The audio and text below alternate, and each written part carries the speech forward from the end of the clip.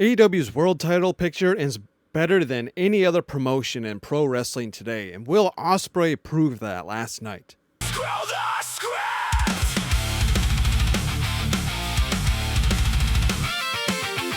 Welcome back, everybody, to Screw Script. I'm your host, as always, Maverick here. Thanks for joining me this Thursday. Let's get right into the video. Let's talk about that really good Dynamite that we had last night. Here's the cage match ratings right up there on the screen for you. An 8.64 at the time of me screen grabbing that. It could have changed between now and when you guys are watching this video, but you get the point. Really, really good show. And it opened up with a banger with MJF and Roosh. MJF defeating Roosh. It's really funny that MJF came out wearing Matador material and had the red cape or flag or whatever for Roosh, obviously, because he calls himself the Bull. I thought it was brilliant. Yet again, brilliant heel work by MJF. Going back to the video from last week where I said AEW's got the best young heels, just the best heels in general in all pro wrestling, and that little bit there proved it. So did other things that happened later on in the night. MJF retains.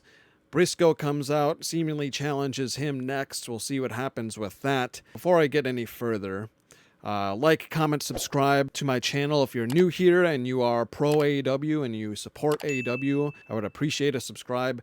And keep hyping the video. It really does well for me, you guys.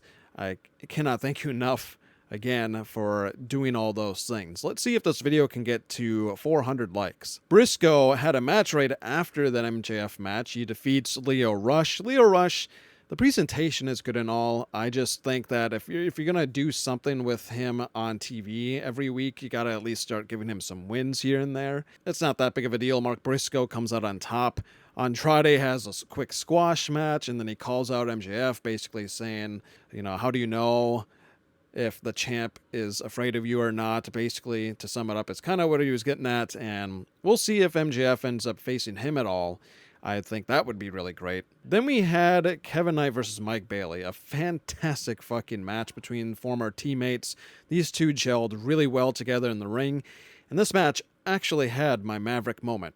Take a look. Didn't avoid the third shot, and oh, what an anti-air! Speedball's roundhouse kicks and all of his kicks, his wheelhouse kick, everything of the like, is really, really well done. That spot was very memorable. Obviously, there was other memorable spots in the night. Even this match alone, towards the end, Kevin Knight getting that, I don't know if it was a botch or what it was, but that power bomb from the top rope was nasty.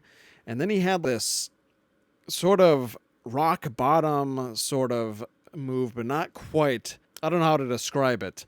Let me know down below if you have a better description of it, but it was pretty nasty. Kevin Knight wins, comes out on top. He seemingly joined the Don Callis family.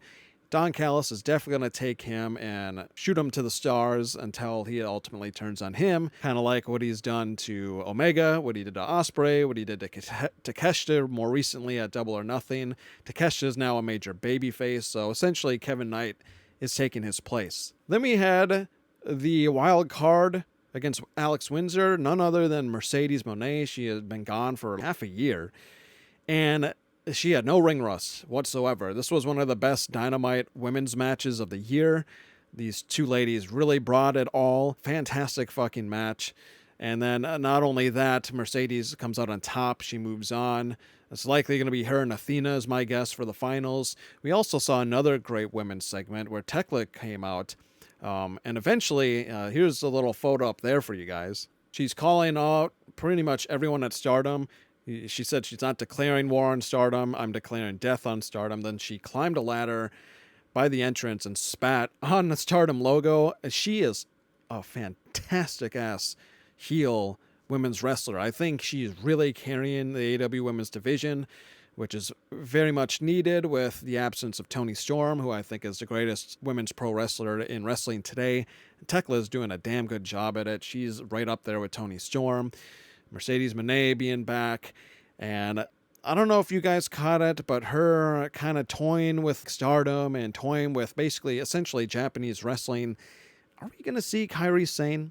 Maybe Tekla retains until All In. Maybe she maybe she wins against Mercedes or Athena if either of those two win. And then you see Kairi Sane's music hit at All In. How great would that be? Or maybe it happens at Forbidden Door. Not quite sure exactly where they're going in the women's division, but that's a good thing. It's unpredictable, and AEW does a great job in that. And now on to that banger of a fucking main event. The main part of this video where I'm going to spend the majority of the chunk on this video on. Will Ospreay is so damn good. He is, to quote him, on another level. And I could even say that he's on another level above that level after joining forces with the Death Riders and learning all sorts of submissions, sorts of different pins, rollout maneuvers, all kinds of stuff under Jon Moxley. And Moxley, I've said and praised him a lot on this channel. I've said much about him lately on how great he is backstage, behind the scenes. He's a workhorse in the ring. Moxley and the Death Riders honestly went from the most hated gimmick last year and keeping that title in the briefcase to, you know what?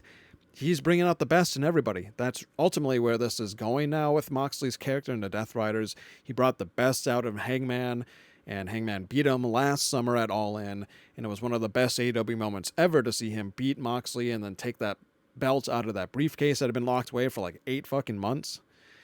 And now the same thing's happened here with Will Ospreay. He is turning Will Ospreay into an even more lethal wrestler than he already was. The aerial assassin is now the lethal aerial assassin under Jon Moxley and the Death Riders. And let's give some quick praise to Mark Davis. He is one of the best big men in pro wrestling today. He is really good wrestler in ring week after week. Had a great match against Perry to win the national championship a few weeks back. And now put on a great match with Will Ospreay. This was a pay-per-view level match, free on TV. It went almost 25 minutes. It's got almost a 9.0 rating out of 10 on Cage Match. It was damn incredible. And Will Ospreay ends up coming out on top. He brought back an old maneuver of his, like a signature maneuver. I can't remember the full name of it. It's something special. Let me know down below if you remember what it is. It's like the Williamson special, or I can't remember exactly what it is, but you know what I'm talking about. That ridiculous 720 twist in the air that he does, and then he lands with his leg on the back of someone's neck or somewhere along the lines of that. It really bothers me at the time of this recording. I can't remember the exact name of it, but you know what I'm talking about.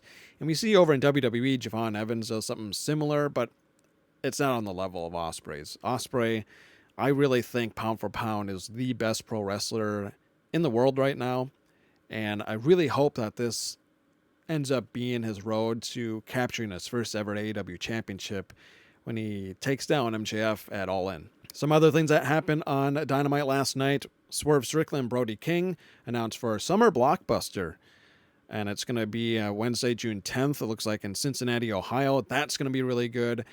Again, sometimes predictability is what's best, and it's still going to be a banger of a match because likely we're going to see Swerve move on from this, and we're going to get Swerve versus Ospreay for, I think, a third time in AEW, second or third time. That's going to be really good, but again, ultimately, I just feel like Ospreay has to be the one to win this and get a title shot at All In. I think that's where this needs to go, but I think Brody King is going to put up a massive fucking fight.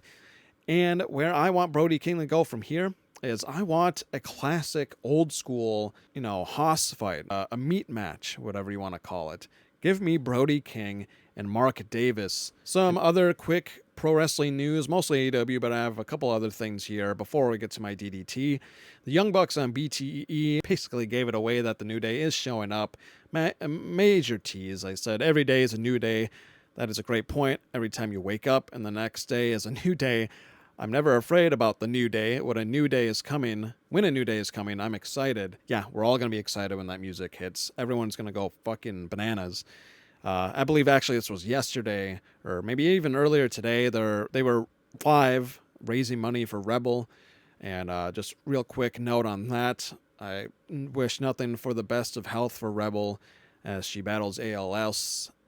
All the proceeds on Shop AEW right now to get Rebel Heart t-shirt and the wristbands too, I believe they have up there, 100% of it's going towards research on finding a cure for that, and Young Bucks were very nice enough to do something like that as well on their live stream of this, so go do your part if you can. Now, some other fun pro wrestling news, AEW adjacent, but also WWE related. Dropkicked is a new app. I think it's a website too, for sure an app where you can rate pro wrestling. So I think it was made because a lot of people are complaining that Cage Match is blah, blah, blah, full of AEW dwellers, blah, blah, blah. I think that's just a bunch of BS and excuses for AEW just stomping WWE when it comes to ratings on pretty much everything. Well, you can shit in one hand and wish in another, because these same people are probably now going to complain that Dropkicked is also a bunch of AEW people, because both AEW pay-per-views, Dynamite, and Collision, all three, have higher ratings than WWE PLE's Raw and SmackDown so far on there. I know it's a very short list of stuff that's on there, because again, this app has only been existing, I think, this year, so not much to run off of, but still, we all know what the better company is when it comes to pro wrestling, and that is why you guys are watching my channel. Now on to, real quick, some TNA stuff, unfortunate TNA stuff. Slammiversary, their WrestleMania, has only sold 300 tickets for their biggest pay-per-view of the year. Literally no tickets for Slammiversary, and now they can't even rely on their partners in WWE to lend them any talent for the show, and hopes to do so. WWE also made sure that TNA's second biggest show of the year, it's the last thing on the mind of wrestling fans, June 28th. To me, I think Slammiversary, or I guess Bound for Glory, those are probably the top two for me. But still, this is pathetic. So much for TNA being the number 2, am I right? The only number 2 they are is shit. And now on to the DDT of this video.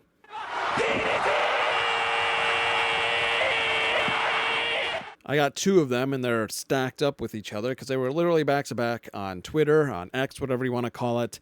DM Alchemets says, damn, we're the best wrestle, we're the worst promos and the worst performers with the mic. At Toxic Tekla sucks with the mic. Earlier in this video, I was literally praising how good that promo was. This person is completely delusional. I think Tekla runs circles around pretty much every woman in WWE and any other promotion, really. And I think she's bringing a lot of fire and energy and great heel work in the women's division. And for those reasons, you are the first half of the DDT. And then right down below, Pasha goes, replying to some other post, Okada himself sucks so much with his cringe heel stuff. The guy is basically the Fed version of Nakamura in AEW. Shut up, bitch! First off, no. Nakamura and Okada have very different wrestling styles, so that's one reason why you're wrong.